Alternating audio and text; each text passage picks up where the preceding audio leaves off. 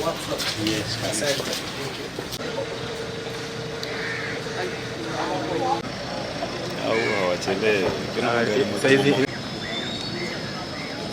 Good. Okay, thank you very much once more. Good evening, and thank you for coming. Although we were coming quietly, but we are happy that you're here because we were not coming secretly.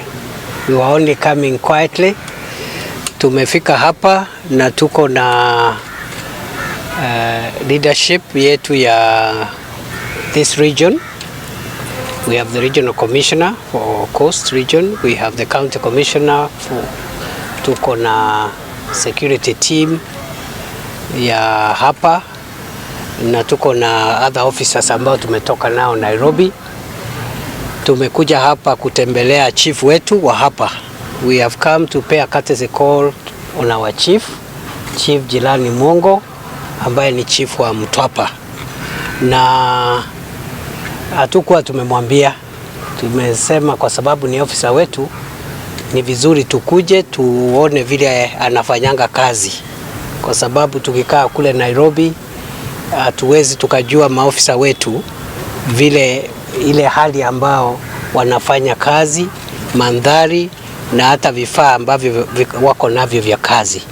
Kwa hivyo tumekuja hapa, tumekutana na chief, ametulaki na ametueleza pamoja na hao wenzangu vile anaendelea na kazi, na tumefurahishwa. Sasa ni karibu saa 11 na chief wetu ako kazini, na ni mtu ambaye ni kama ako sawasawa kikazi. Hapa pia tuko na assistant chiefs wetu ule ambaye ako hapa. Tulikuwa pia tunataka kuangalia maofisi yao vile wanafanyanga kazi.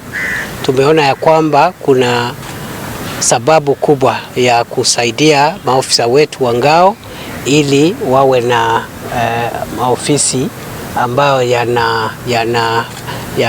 yako na hali nzuri ya kufanyia kazi. Niseme ya kwamba serikali iko na madhumuni ya kuboresha utendakazi katika sekta zote, na katika wizara hii ya mambo ya ndani tunataka kuhakikisha kwamba maofisa wetu ambao ni maofisa wa utawala wanapewa changamoto ama wanaongezewa changamoto kwa kusaidia hao katika hali yao ya kazi. Wanapewa nafasi nzuri ya kufanya kazi, na wanapewa nafasi nzuri ya kuhudumia wananchi, kwa sababu hawa ndio macho ya serikali katika mashinani, na hao pia vile ndio wanatusaidia kupata habari ya vile mambo hiko kwa mwananchi wa kawaida hapa mashinani.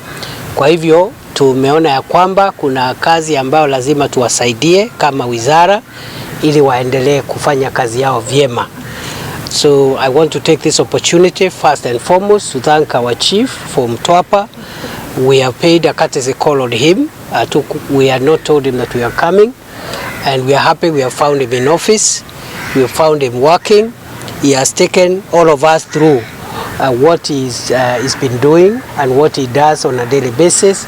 We are very satisfied with the chief here, and we want to send a message to all our chiefs across the country, assistant chiefs and other cadres of the national government administration officers who are in the grassroots, that we are supporting them and we want to stand behind them as they deliver services at the grassroots, and we are going even to work very hard to improve their environment, their working environment, to make sure that they deliver security and they are able to articulate government policy more clearly and more effectively.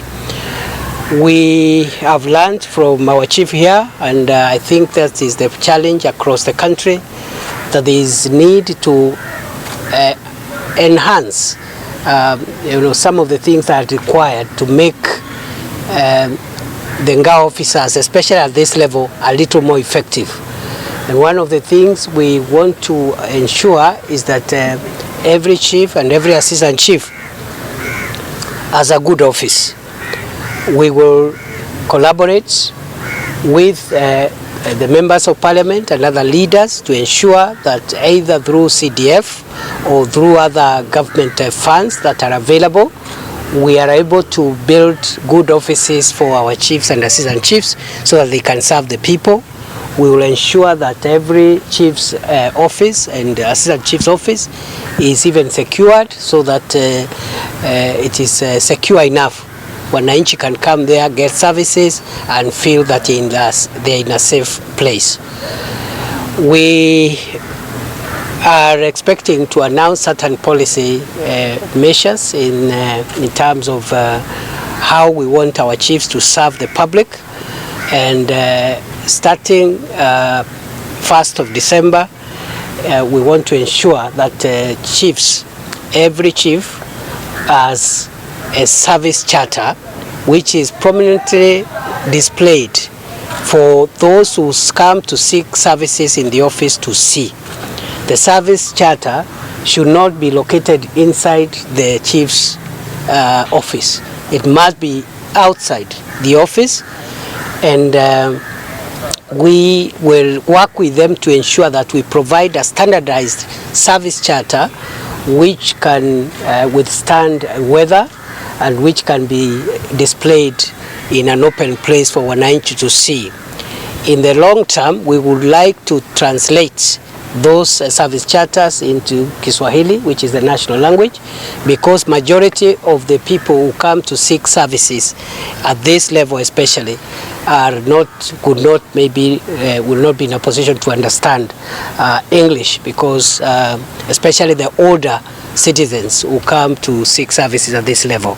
So we will require every chief to prominently display the service charter so that wananchi can know what services are offered by the chief, the timelines taken to deliver that service, and if that service requires the payment of government fees, how much it is, so that we do not have any gray areas in terms of whether or not that service has a fee attached to it. In most cases, you'll find that the services required at this level are free of charge. So we will work with the teams here, the regional commissioner, the county commissioners, and the DCCs to ensure that we implement that in the shortest time possible. As I have said, from 1st of December, that should be the position. We will also be expecting the chiefs to have service registers which can be inspected by their seniors within the ranks. The service register will record what the chief does on a daily basis, the kind of services they offer, and this will enhance accountability and openness within this service delivery point. Thirdly, we will expect the work plans. I know many chiefs across the country have work plans, but we want to standardize and make it mandatory and verifiable that every chief across the country has a work plan, so that we know how much time a chief spends in the office, how much time a chief spends in barazas, how much time a chief spends in other activities that are associated with their functions, so that there can be a good balance between office work and field work. So we are therefore looking at standard, formal and verifiable service charters, together with service registers and work plans for all chiefs across the country, effective 1st December 2022. We have also noticed that there has been a change of policy in the last few months, and because the Ngao is within the larger Interior Ministry and Interior State Department, we are working towards reorganizing ourselves between the Gao officers and the police to ensure, as it was before, that every chief has police officers attached to them to enable them be able to enforce law and order. At the moment, all the police are at the police station, and we are working with between the police and the Ngao to make sure that we harmonize that. I am therefore directing the State Department for Interior to work towards a process of enabling every chief to have security at their disposal, to enhance security at chiefs' offices, but also to assist the chiefs in enforcing law and order. Therefore, we would want to work towards that effective 1st January 2022 to ensure that chiefs are enabled to enforce law and order, even as much as the police also continue working on general law and order enforcement in the normal way. The last thing I wanted to say is that we also know that we have other cadres below the chief, and that is the assistant chiefs. We have nyumba kumi, and we have village elders. We are working towards a policy statement, perhaps in the next 1 or 2 months, on the policy of government that will guide the operations at that level of nyumba kumi and village elders. And therefore, I just want to send this message to all our officers and all people who are helping us in this sector, from the lowest level to the highest level. We have you in mind. We are working towards making sure that you are facilitated to deliver. We will also be announcing measures that will improve the already existing transport arrangements for our chiefs and assistant chiefs, and that is work in progress, which will be announced in a short while. So today is Chiefs Day, and I know the other cadres also would want us to speak to them and of them. We will do that in a short while. We just thought that in line with the Kenya Kwanza model of bottom-up, let us start this way as we go towards Nairobi and make sure that every cadre of our officers